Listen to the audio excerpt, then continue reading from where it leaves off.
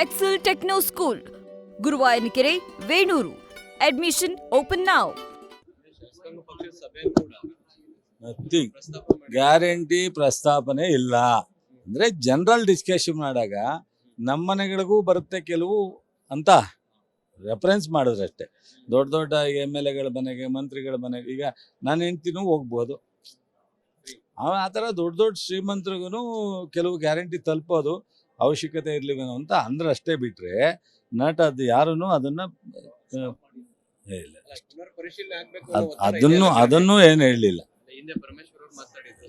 ಈಗ ನಿನ್ನೆ ಸದ್ಯಕ್ಕೆ ಗ್ಯಾರಂಟಿ ಬಗ್ಗೆ ಎಲ್ಲ ಹ್ಯಾಪಿಯಾಗಿ ನಾವು ಅದನ್ನು ಹೆಚ್ಚು ಜನರಿಗೆ ತಿಳಿಸ್ಬೇಕು. ಈಗ ಜನರಿಗೆ ಅರ್ಥ ಆಯ್ತಾ ಇದೆ ಗ್ಯಾರಂಟಿ ಎಫೆಕ್ಟು, ನಾವು ಕೊಟ್ಟಿರ್ತಕ್ಕಂಥದ್ದು ಅವ್ರಿಗೆ ಎಷ್ಟು ಉಪಯೋಗ ಆಗ್ತಾ ಇದೆ ಅಂತ. ಅದನ್ನು ನಾವು ಪ್ರತಿ ಹಳ್ಳಿನಲ್ಲಿ ಹೋದಾಗ, ಪ್ರತಿ ಸಮಾರಂಭದಲ್ಲಿ ಹೋದಾಗ ಮಾತನಾಡಬೇಕು. ಮಾತನಾಡದೇ ಇದ್ರೆ ಅದರ ಉಪಯೋಗ ನಮಗೆ ತಗೊಳಕ್ಕಾಗಲ್ಲ ಅನ್ನೋ ರೀತಿನಲ್ಲಿ ಚರ್ಚೆ ಮಾಡಿದ್ರು. ಆ ಸಂದರ್ಭದಲ್ಲಿ ದೊಡ್ಡ ದೊಡ್ಡ ಶ್ರೀಮಂತರಿಗೂ ಹೋಗ್ತಕ್ಕಂಥದ್ದು ಇದರಲ್ಲಿ ಅನುಕೂಲ ಆಗ್ತಾ ಇದೆ ಬಡವರು ಜೊತೆಗೆ ಅಂತ.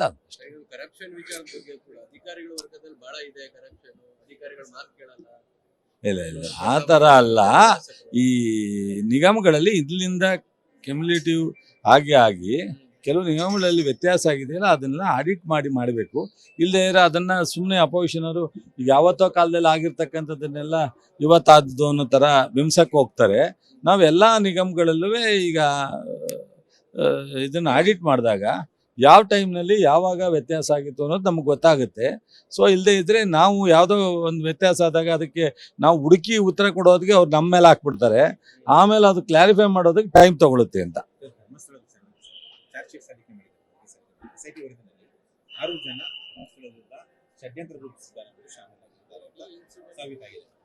ಅದ್ರ ಬಗ್ಗೆ ನನಗೆ ಮಾಹಿತಿ ಪೂರ್ಣ ಇಲ್ಲದೆ ಇರೋದ್ರಿಂದ ದಯವಿಟ್ಟು ಎಲ್ಲ ಸೂಕ್ಷ್ಮವಾದ ವಿಚಾರ ಏನೋ ಒಂದು ಹೇಳೋದು ಬೇಡ.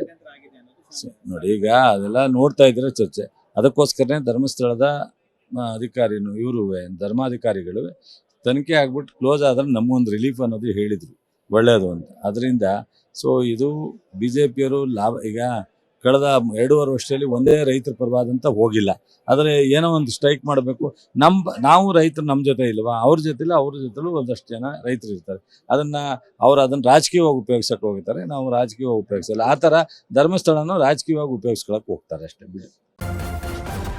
ನ್ಯೂಸ್ ಫಸ್ಟ್, ನಿರ್ಭೀತಿಯಿಂದ ನಿಮ್ಮ ಪರವಾಗಿ.